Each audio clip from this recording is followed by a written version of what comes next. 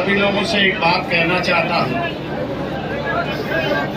शांति से अगर आप लोग सुनने के लिए तैयार है तो मैं कहने के लिए तैयार हूँ। बोलिए सर, बोलिए। लड़ाई झगड़ा जो है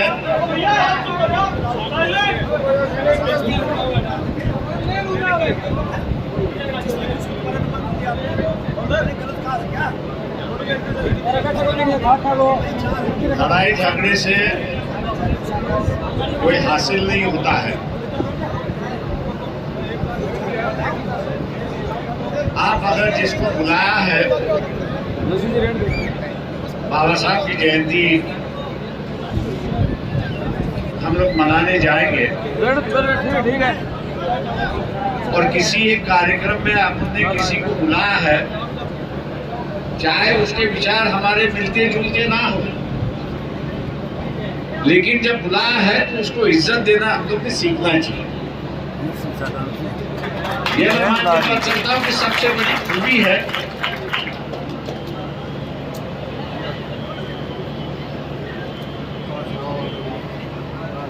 कि अपनी बात हम लोग कहेंगे ही,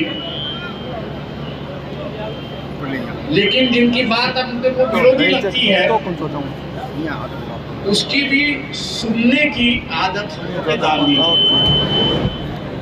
मानना न मानना एक अलग बात है। ये प्रजातंत्र है, डेमोक्रेसी है। लड़ाई झगड़े की जगह बाबा साहब ने कहा यहाँ पर विचारों की गोष्ठी चलती रहेगी, और यही विचारों की गोष्ठी जो है वो हम लोग को आगे ले जाना है। इसी विचारी गोष्ठी से ही बाबा साहब ने यहाँ की बदलाव की परिस्थिति की शुरुआत की। मैं यहाँ सराहना करूंगा नासिर मेहंदी जी, सोनिया जी से, एडवोकेट चंद्रकांत बहान, रविन्द्रनाथ जी, गिरजा जी, और जो हरियाणा से आए हुए प्रोफेसर चाल, कि जिन्होंने इस प्रोग्राम के लिए काफी मेहनत की और सफल बनाने की कोशिश की। मैं सबसे बड़ी बात एक पहली शुरुआत करूंगा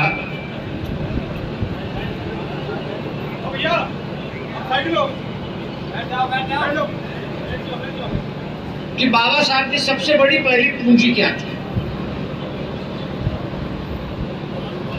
ना उनके साथ में टाटा थे, ना उनके साथ में बिरला थे,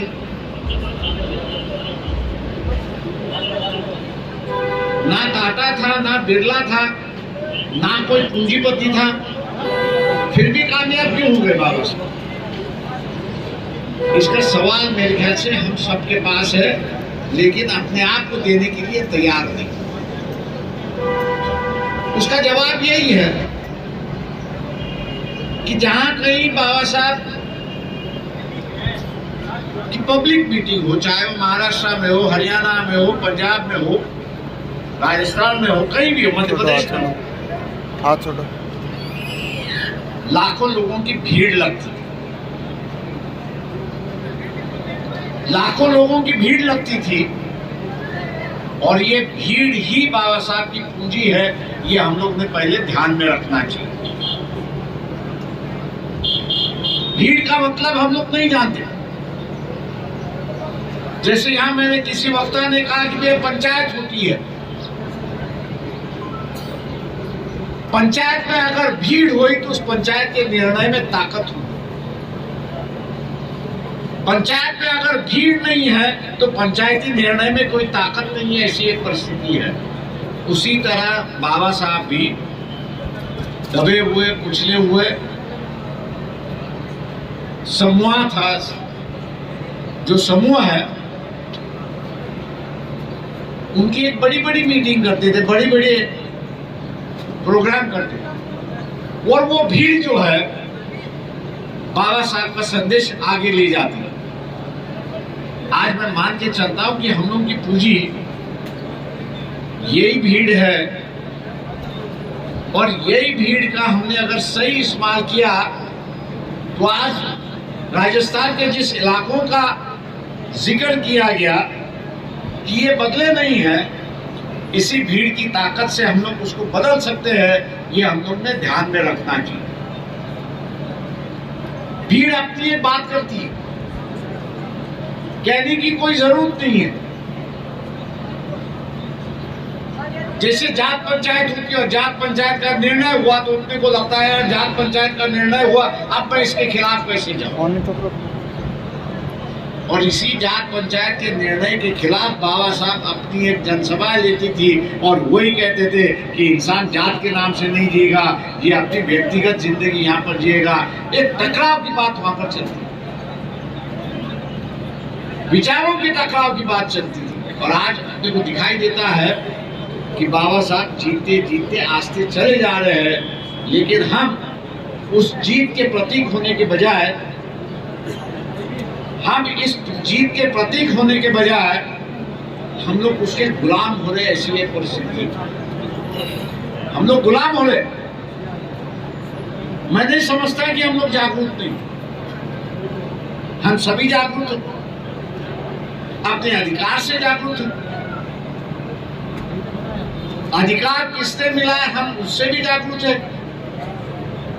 लेकिन एक बात हम लोग बाबा साहब की भूल गए, और बाबा साहब ने कहा कि इस देश में अगर इज्जत से जिंदगी गुजारना है,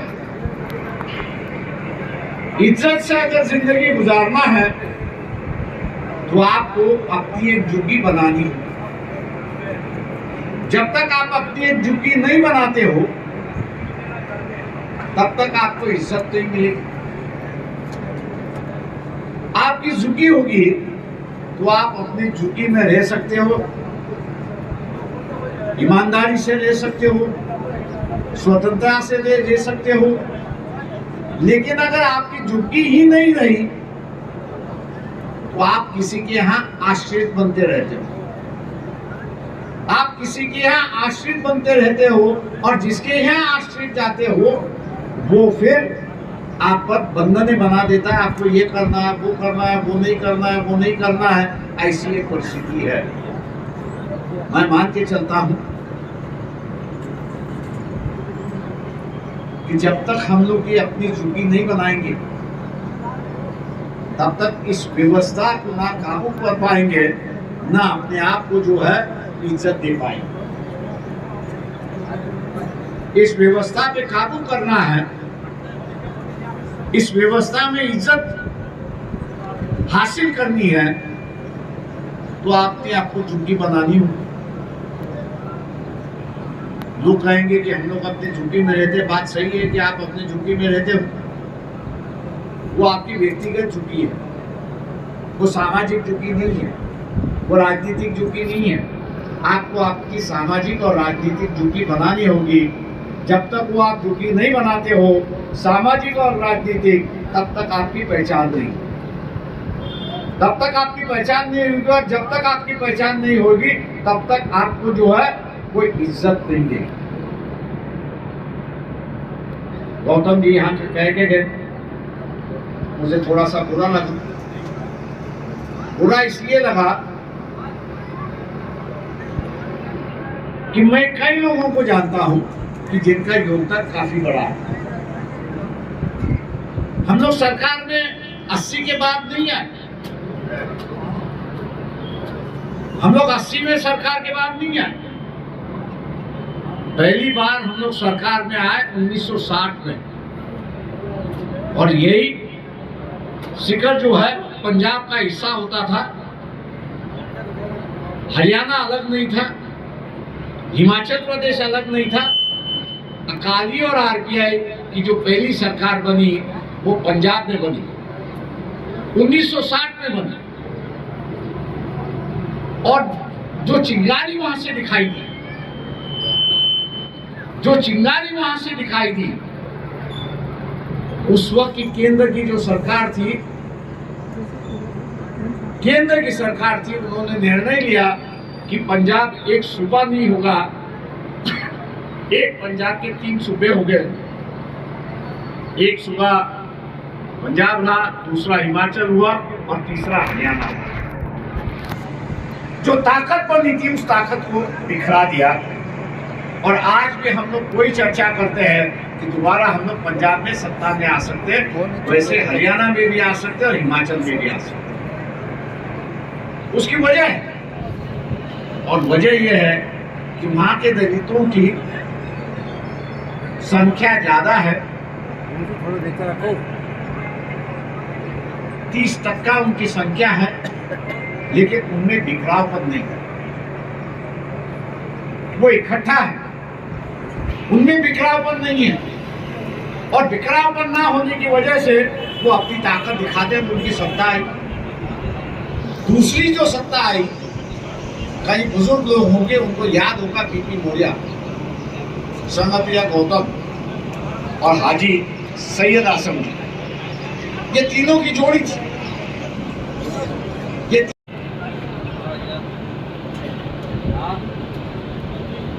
ये तीनों की जोड़ी थी। 1965 में चरण सिंह के साथ बैठे और उस वक्त एसवीडी की सरकार बनी, और उसके बाद तीसरी बार अपनी सरकार जब बनी, जब कांशीराम ने उत्तर प्रदेश में एक मुलायम सिंह के साथ में बैठ के अपनी सरकार बनाई, और उसके साथ में एक सिलसिला शुरू हुआ। हम लोग ने अपना इतिहास नहीं भूलना चाहिए। बाबा साहब ने कहा कि जो इतिहास भूलता है वो नया इतिहास नहीं निर्माण करता।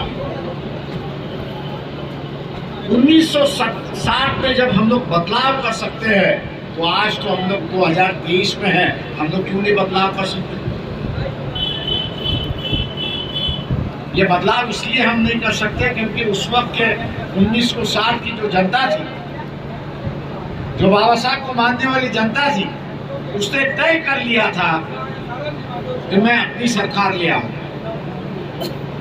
उसका निश्चय था कि मैं अपनी सरकार ले आऊंगा, मैं किसी के सामने झुकने के लिए तैयार नहीं हूं,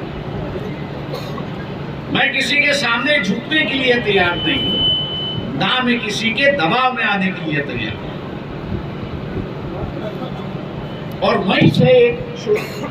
वहीं से है एक सिलसिला शुरुआत हुआ। ये जो फूलमाला जो है, हम लोग ने पहला बंद करना चाहिए।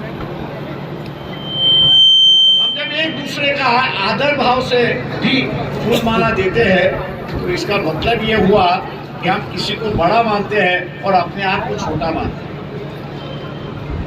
हम लोग अम्बेडकरवादी है,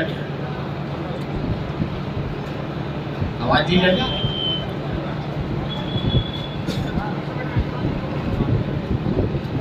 अगर हम लोग ये मानते हैं कि बाबा साहब के विचारों के माध्यम से समता आनी है, जो जितनी भी निशाने हैं, जो विषमता दिखाती है, उसको हमने त्याग देना चाहिए। जब तक हम लोग ये त्याग नहीं देंगे, इसका बहिष्कृत हम लोग जब तक नहीं करेंगे, तब तक हमें बदलाव ही नहीं आएगा। सबसे बड़ी बात है कि हमने अपने आप में बदलाव लाना जरूरी है। हम जो अपने आप में बदलाव नहीं लाएंगे, तो मैं मान के चलता हूं कि 1960 में जिन लोगों ने एक चिंगारी पैदा की, उस चिंगारी को मशाल बनाने के बजाय हम लोग उसको बुझाने का काम कर रहे हैं। ऐसी एक परिस्थिति है, और इसलिए मैं आप लोगों से आग्रह करता हूं, लफ्जों के साथ भी मान सम्मान होता है, हाथ जोड़ने से भी मान सम्मान होता है। तो फिर ये फूलमाला और सपा देने की जरूरत क्या है? आप पहले इसका त्याग कर लो। जिस दिन आपने इसका त्याग कर लिया, मान लो आप में एक बदलाव आ गया, और ये बदलाव आपको ये सिखाता है कि ये हर इंसान यहाँ पर बराबर है, और ये इंसानियत का एक रिश्ता है कि जिसको मैं पनपूंगा, बढ़ाऊंगा, और यही मेरे जीवन का लक्ष्य होगा। ये जब तक हम लोग का निश्चय नहीं होता है, तब तक परिवर्तन नहीं होगा। इतना हम लोग ने ध्यान देना चाहिए। हम लोग को लगता है कि किसी ने हमको सपा बना दिया, किसी ने हमको माला पहना दी तो हमको काफ़ी बड़ी इज्जत दी। 2 मिनट की इज्जत होती है। वो जैसे ही नीचे उतरा तो वो कहता है यार क्या, किसको मैंने सपा दिया, किसको माला पहनाई, गाली देना वहीं से शुरुआत करता है। ये कई बार देखा गया है, नया नहीं। बदलाव हम लोग लाना चाहते तो हम लोग से ही बदलाव शुरुआत होना चाहिए। और इसलिए आपने देखा होगा कि यहाँ सपा पहनाने वाले काफ़ी आए, माला पहना वाले। मैंने सबसे कहा कि नहीं, अगर इसका अमल नहीं करूँगा तो शायद मुझे इसका प्रचार करने का भी अधिकार नहीं है। तो हम लोग जब किस चीज़ का प्रचार करते हैं तो उसमें पहला अपन ने आलम करना, अपन ने ही उसका शुरुआत करना चाहिए। बाद में उसको हम दूसरों को कह सकते हैं कि आप भी इस पर अमल करें। अंग्रेजी में कहावत है कि चैरिटी जो है वो घर से शुरुआत हो। मतलब आपको किसी को दान देना है तो आपसे आपने शुरुआत करना चाहिए। अगर आपने दान दिया तो ही आपको अधिकार होता है दूसरों को कहने का कि आप इनको दान दीजिए। आपने अगर दान नहीं दिया है तो आपको दान दूसरों को कहना कि भी आप दे दो, ये आपको अधिकार नहीं आता है। इसलिए बदलाव की जब बात आती है तो बदलाव पहले अपने आप में आना चाहिए, और बदलाव जब अपने आप में आएगा तब आपके पास अधिकार आता है वो दूसरों को कहने के लिए कि भी आप भी बदलो। वक्त की तकाज़त है कि आप भी बदल जाओ, वरना बह जाओगे। या ताकतवर कह सकते हो क्योंकि आप बदल चुके हो, आपको दिखाई दे रहा है मुझे। इसलिए मैं आप लोगों से अनुरोध करता हूं कि ये बदलाव की शुरुआत जो है वो हम लोग से ही शुरुआत होनी चाहिए। बाबा साहब अब हम लोग में नहीं रहे, और कोई व्यक्ति बाबा साहब की तरह आएगा, ये दिमाग से निकाल दो। हम लोग को जो है वो बाबा साहब के विचारों पे ही चलना है, और उसी विचारों पे चल के अपने आप की सुरक्षा भी करनी है और साथ साथ समाज को आगे भी ले जाना है।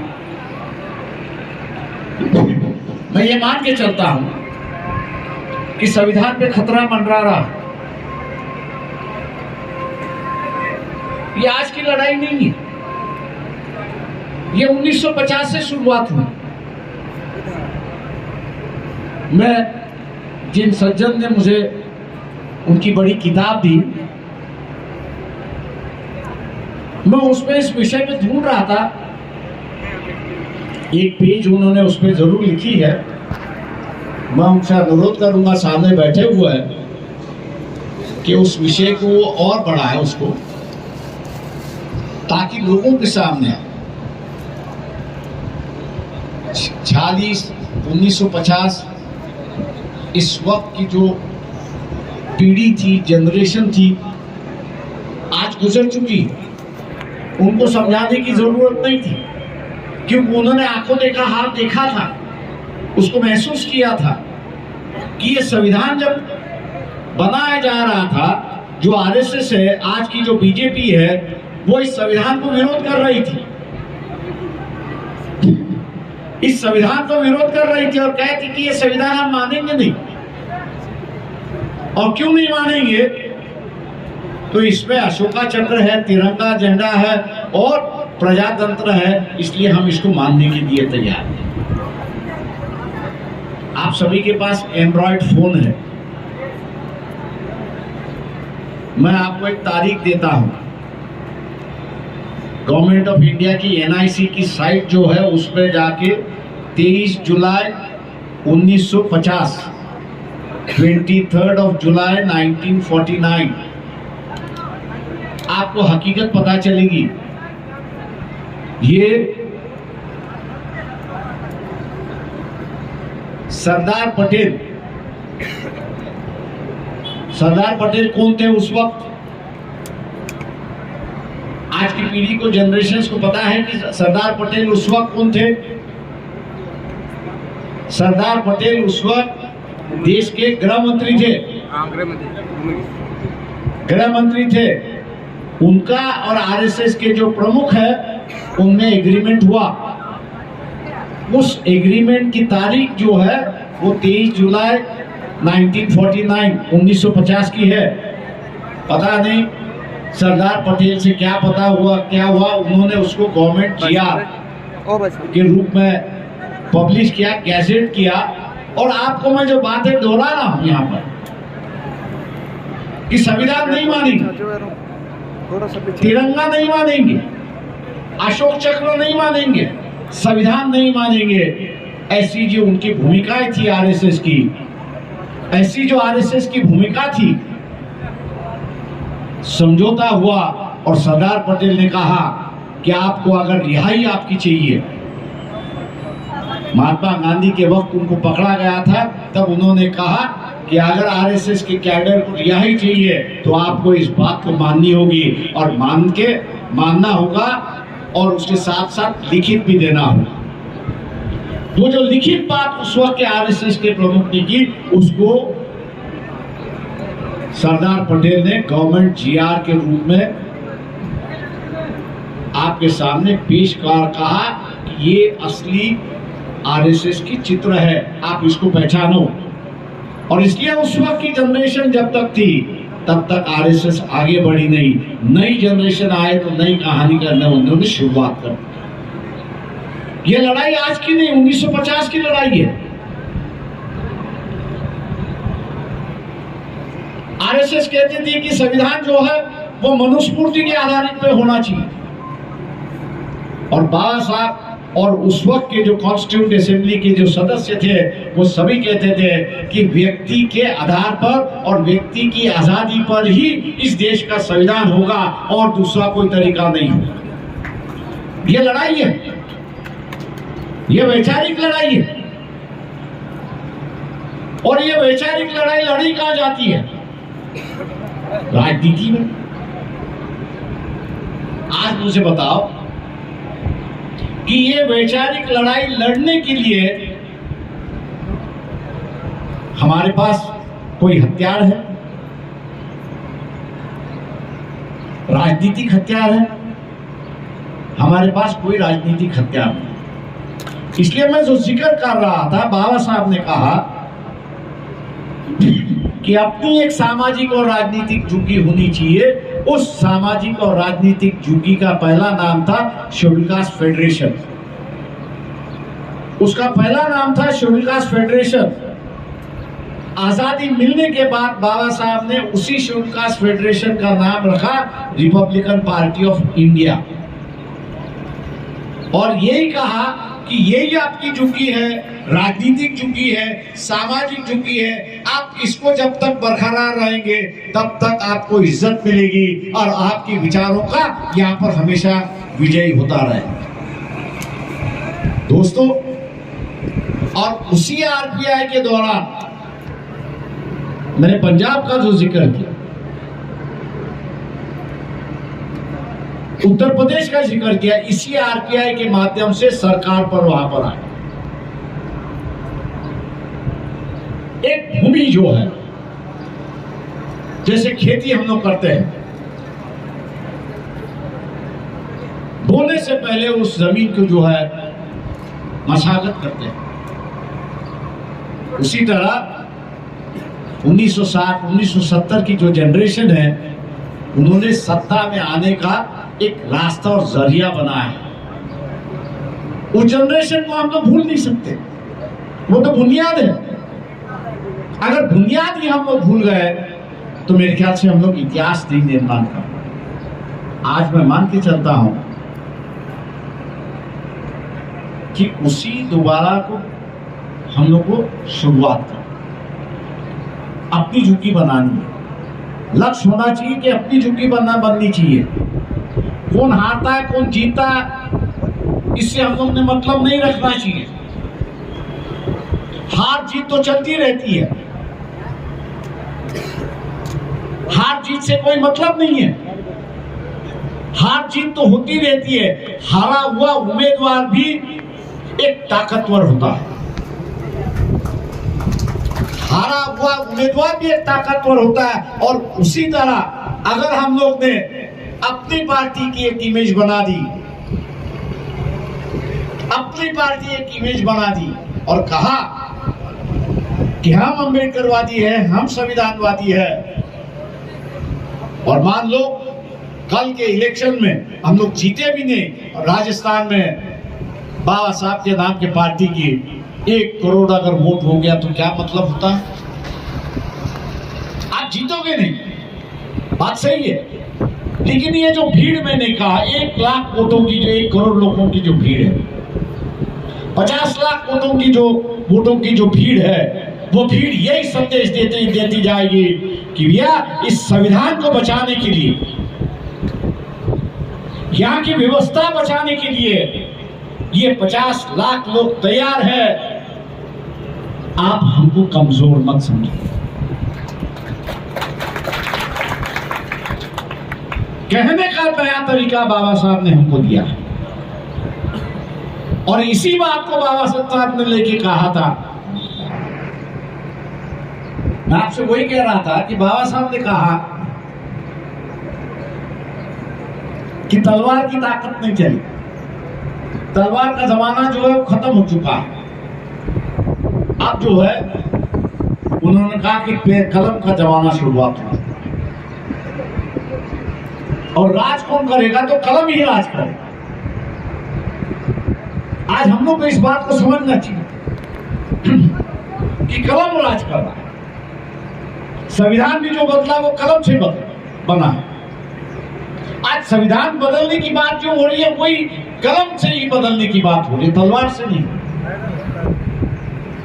और इसी कलम को अगर हम लोग भूल गए, इसी कलम का अगर हम लोग ने सही इस्तेमाल नहीं किया तो किसी ज्योतिष की कहने की जरूरत नहीं कि आप हारने वाले हो,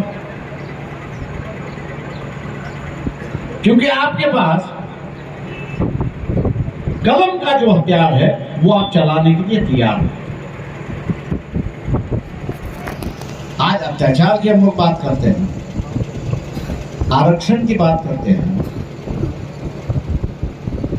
सरकारी नौकरियां जा रही है इसकी हम लोग बात करते हैं। ये जो आरक्षण के सीटों पर गए हुए जो कांग्रेसी है, बीजेपी है, ये एक तरह के बंधुआ मजदूर है। मैंने अपनी 24 साल राज्यसभा लोकसभा के आयु में इनको मैंने देखा है। मुझसे ही आके कहते कि प्रकाश भाई आप पहले इसको उठा दो। हाँ, तो मैंने कहा आप क्या करोगे, खड़े तो हो जाओगे? हाँ बोले 2 मिनट के लिए खड़े हो जाएंगे आपके साथ। तो मैंने कहा 3 मिनट क्यों नहीं? बोले इजाजत सिर्फ 2 मिनट की मिली। मतलब उनके पार्टी ने उनको इजाजत सिर्फ 2 मिनट की दी है कि भैया ये उठाएंगे तो आप 2 मिनट वहां पे खड़े हो जाए, ताकि ये ना हो कि अपने पार्टी ने सपोर्ट नहीं किया। तो मैंने कहा क्यों बोलेंगे नहीं? बोले नहीं हमारा पार्टी का विरोध है। तो इन बंधुओं मजदूरों को मैंने कई बार देखा है। इन बंधुओं मजदूरों पर आप विश्वास मत करो।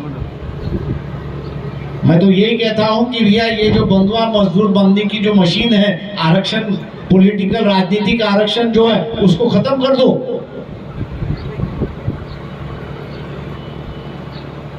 इसको पूरी तरह से खत्म कर दो। ये बंधुआ मजदूर जो नहीं आएंगे, ये जितने भी मंच पर बैठे हुए हैं संघर्ष करने वाले व्यक्ति जो है, इनमें से एक तो वहां जाएगा और सदन में जो है वो संघर्ष करता रहेगा। इस बंधुओं मजदूरों से ही अच्छे।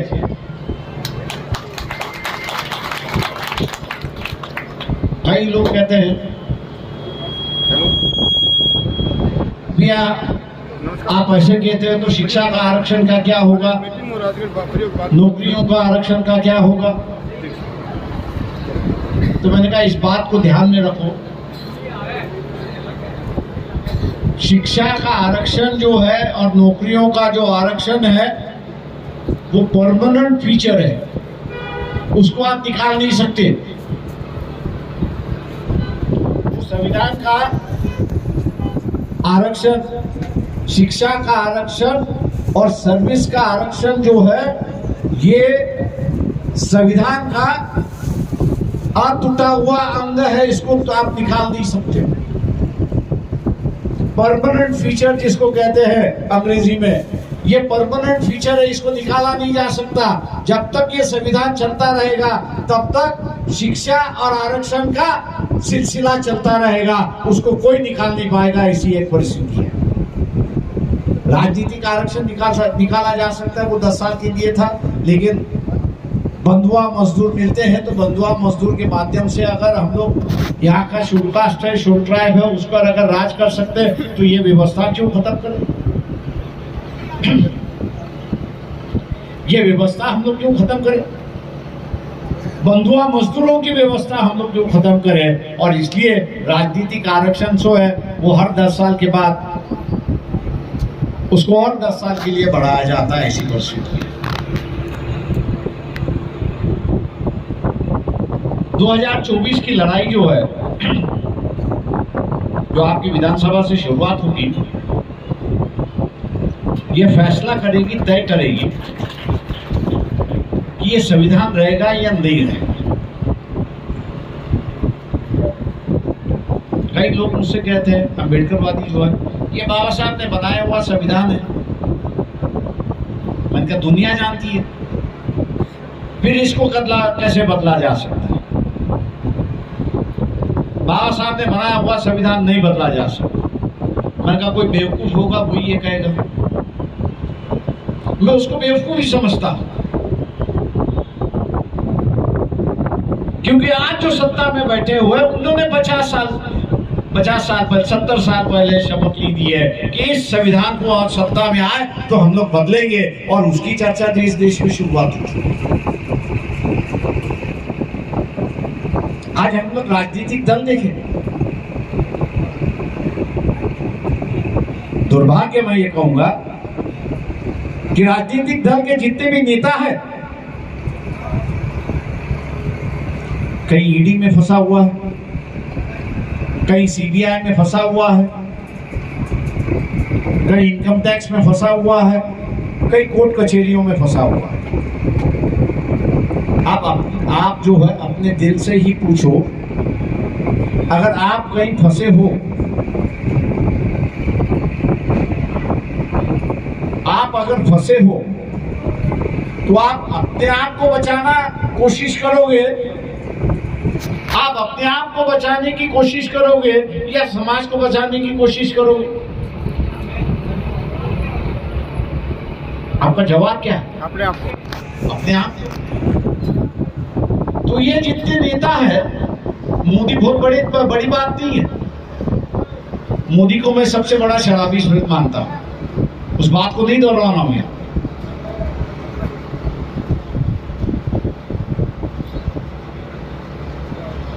ये नेता जो है ये अपने आप में बचाने में लगे हुए। ये सोची समझी हुई साजिश है, ये सोची समझी हुई साजिश है। यहाँ के मुख्यमंत्री कौन है? अशोक गहलोत। मैं भी जानता हूँ, आप भी जानते हो, कांग्रेस के हैं। वो बैठ के पलटवार कर सकते, क्योंकि मुख्यमंत्री है, उनके पास खुफिया है, उनके पास पुलिस है। क्या बीजेपी जो है, बीजेपी के नेता जो है, ये धुले चावल की तरह है, इनमें दाग नहीं है, ये बागी नहीं है। इन्होंने सरकार की तिजोरी लूटी नहीं है, पूरी तरह से लूटी है। फिर ये क्यों नहीं हिम्मत करते? देखिए, जब आपको चोर कह रहे हैं तो आप भी उनको पकड़ के चोर कर दीजिए।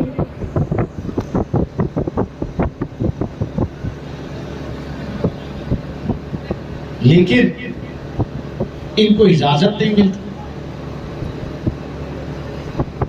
इन मुख्यमंत्रियों को इजाजत नहीं मिलती कि पलटवार करें, पलट के हमला करें करके, और इसलिए चुपचाप बैठे हुए देखते हैं कि गलत हो रहा है तो भी कुछ नहीं कर पा रहे। और ऐसी अगर परिस्थिति रही तो संविधान बचाएगा।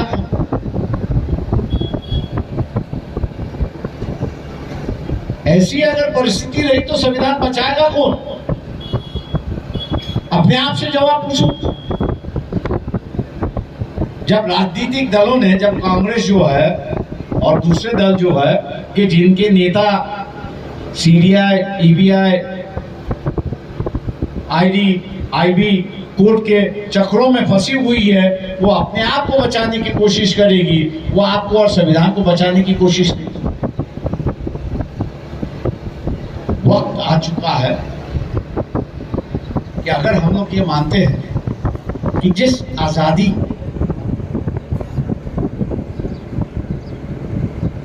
आजादी का फल हम लोग खा रहे हैं, हम लोग तो खा चुके हैं उसको। ना हम लोग अभी कॉलेज में जाएंगे, ना हम लोग सर्विस करेंगे, आधी से उम्र तो हम लोग की गुजर हुई। लेकिन जो संतान है उसकी राजनीतिक सामाजिक आयु शुरुआत होगी। क्या उसकी आयु बंदिश होनी चाहिए या आजादी होनी चाहिए, इसका फैसला है।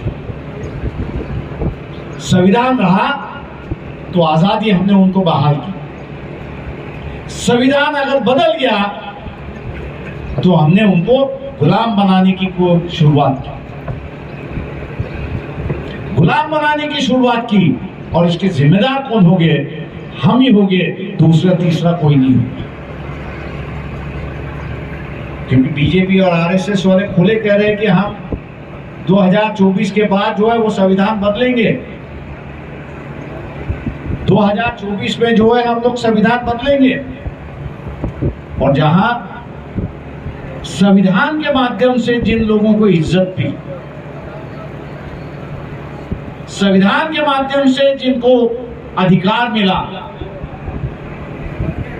संविधान के माध्यम से आरक्षण आए और हम लोग सर्विस में लग गए, वो अगर चुपचाप बैठे, अगर वो कुछ नहीं करते हैं, तो मैं ये मान के चलता हूं कि हम लोग की हार हो जाएगी और उनकी जीत वहां पर होगी। इसलिए मैं आग्रह करता हूं इस कार्यक्रम के माध्यम से 14 अप्रैल बाबा साहब की जयंती हम लोग बड़ी धूमधाम से बनाएंगे, लेकिन उसी जयंती में अपने आप को आश्वासित करो, सामने वाले को नहीं। शपथ लेने की बात होती है तो मैं हमेशा कहता हूं कि शपथ जो है ये झूठ होती है। वो सामने वाले को बताता है कि मैं शपथ ले रहा हूं, सामने वाले को लगता है कि इसने जो शपथ ली है उसके साथ वो रहेगा, लेकिन वो शपथ वो अपने आप से नहीं लेता कभी। इसलिए मैं कहता हूं कि अपने आप से तय कर लो कि हम लोग जो है बाबा साहब के विचारों की राजनीतिक और सामाजिक झुकी जो है इस इलेक्शन के माध्यम से बनाएंगे। मुझे कई लोग बोलते इलेक्शन के माध्यम से क्यों, तो मैंने वो कहता कि लाखों की भीड़ आप इकट्ठा कर, भीड़ आपने दिखा दी, ये बात सही है, लेकिन जो कहा उसके साथ जाने के लिए तैयार हो, ये आपने कहां दिखा दिया। ये जो मतदान है, वोट है, ये असली बात दिखाता है कि आप किस विचारों के साथ जाने के लिए तैयार हैं। और जिस दिन आपने ये दिखा दिया, जिस दिन राजस्थान में, मैं हर स्टेट में कहता हूं, जिस दिन राजस्थान जैसे स्टेट में, राजस्थान जैसे प्रदेश में 50 लाख वोटों ने भी तय कर लिया कि हम ये बाबा साहब की झुकी, राजनीतिक झुकी और सामाजिक झुकी दोबारा पैदा करेंगे, मैं मान के चलता हूं कि हमने संविधान बचा लिया, ये आप मान के चलिए। इस 14 अप्रैल की जो हमारी जिम्मेदारी है वो ये है कि हम संविधान बचाएंगे, क्योंकि 24 की जयंती के पहले लोकसभा का चुनाव होगा, या आखिरी जयंती है। आपने अगर देखा होगा कि यहाँ किसी मंत्री को आपने गाली दी तो तुरंत पुलिस आती है, पकड़ ली जाती है। पहले ऐसा नहीं था। बाबा साहब की भी कई ऐसी कार्टून्स निकले कि जिससे बाबा साहब ने कहा यार ये तूने निकाला बहुत अच्छा है, वो ओरिजिनल मुझे दे दे, मुझे संभाल के रखना है। लेकिन आज किसी का भी अगर कार्टून निकाला तो वो पहले पुलिस स्टेशन में भागता है, जिसने निकाला उसके पास नहीं भागता है कि इसने मुझे तौहीन किया है, इसने मेरी बेइज्जती कर दी है और इस पर मुकदमा जारी। ये जो है दड़पण लाने की एक व्यवस्था है, तानाशाही व्यवस्था आ रही है, इसका एक संकेत है। आपकी मानसिकता बनाई जा रही है। ये जो हिटलर शाही आ रही है उसकी मानसिकता बनाई जा रही है, और इस मानसिकता के खिलाफ लड़ने का एक ही रास्ता है, और वही रास्ता मैं आपसे बता रहा हूं कि यहाँ जो है इलेक्शन के माध्यम से, वोट के माध्यम से बाबा साहब अम्बेडकर की सामाजिक राजनीतिक झुग्गी जो है वो हमने दोबारा संभाल दी है, और ये झुग्गी जो है वो यहाँ की व्यवस्था से बात है। मैं उम्मीद करता हूं कि कई लोग कहते नहीं इसने मुझे ये मदद की, मुझे उसने वो मदद की, आप उससे मुझे वोट देने की जरूरत है। मैं उससे पूछता हूं भैया संविधान ने तुझे जिंदगी दी, उसकी क्या बात है? इस संविधान ने इज्जत से जिंदगी देने का अधिकार दिया, उसके पास आपकी वफादारी नहीं। अच्छा, जिसने दिया है उसने अपने खीसे से तो नहीं दिया, अपने पैसे से तो नहीं दिया, उसने तो सरकारी पैसा मिला है उसमें से दिया हुआ। हमारी वफादारी जो ये वफादारी संविधान के साथ होनी चाहिए, ना कोई सरकारी चुना हुआ मुलाजिम है या एमएलए है, एमपी है, उसके साथ में होनी चाहिए। वो अपने खिस्से से कुछ नहीं देता है। सरकार की तिजोरी में हम लोग का टैक्स जाता है, वो लोगों पे खर्च होना होता है, वो उसी खर्च पे से आपको आके कहता है कि भैया मैं आपके लिए करने के लिए तैयार हूँ। हमारे पास जब कोई आता है तो मैंने कहा ये सरकारी पैसा है, ये आपका पैसा है, आपका पैसा तो उसका स्वीकार है, सरकारी पैसा है तो आप जाएंगे सरकार से मैं खुद ले सकता हूँ। ये हम लोग के पास हिम्मत होनी चाहिए। मैं उम्मीद करता हूं कि इस हिम्मत के साथ अपनी जिंदगी जीने का फैसला करोगे, और ये फैसला करोगे राजनीति में कोई हारे जीते, कौन सी बार के हारे जीते उसकी हम लोग चिंता करने की जरूरत नहीं है। चाहे बीजेपी हारे या कांग्रेस हारे, उससे हमको कोई मतलब नहीं है। हमको मतलब इस बात का है कि अपना वजूद बनाने का मतलब है। हमारा मकसद ये होना चाहिए कि हम अपना वजूद बनाएं, और अपना वजूद बनाना है तो मैंने जैसे कहा कि कम से कम 50 लाख वोट बाबा साहब के नाम से हम लोग ने देना चाहिए। कम से कम 50 लाख वोट हम लोग बाबा साहब के नाम से देना चाहिए, और मैं उम्मीद करता हूं इस बार की वोटों की खरीदारी 2-1 हजार में नहीं होगी, कम से कम 10,000 में। बड़ी रकम है हम लोग के लिए, मैं मानता हूं।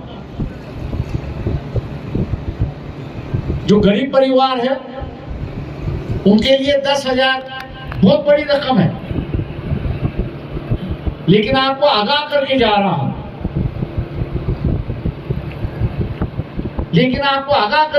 हूं, आपने अगर उस 10,000 को लिए छुआ, 10,000 को आपने अगर छुआ, तो आप मान लीजिए जो आपकी संतान है वो पिछले 10 साल में आपके आंखों के सामने कैदी बनते हुए आपको दिखाई देगी। कुछ वक्त के लिए 10,000 बड़ी रकम है, इसमें दोहरा नहीं,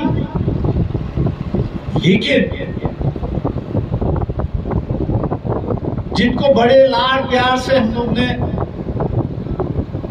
पढ़ाया, सिखाया, बड़ा किया, क्या अपने आंखों के सामने आप उनको गुलाम होते हुए देखना चाहते हो?